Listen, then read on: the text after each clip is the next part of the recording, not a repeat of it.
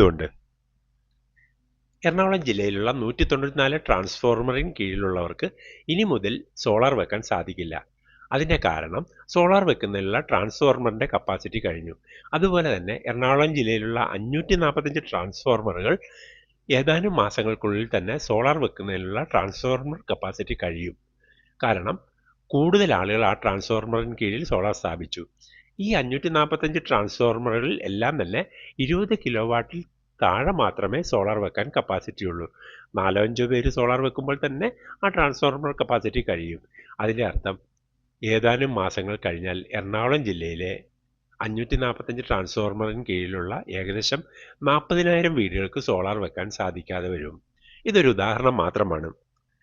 എറണാകുളം ജില്ല മാത്രമല്ല, കേരളത്തിലെ മിക്കവാറും ജില്ലകളിൽ അനേകം ട്രാൻസ്ഫോമറുകളിൽ സോളാർ വെക്കുന്നതിനുള്ള കപ്പാസിറ്റി കഴിഞ്ഞിരിക്കുന്നു. ഇതുപോലെ തന്നെ നിങ്ങളുടെ വീടിൻ്റെ ട്രാൻസ്ഫോമറിൻ്റെ കപ്പാസിറ്റി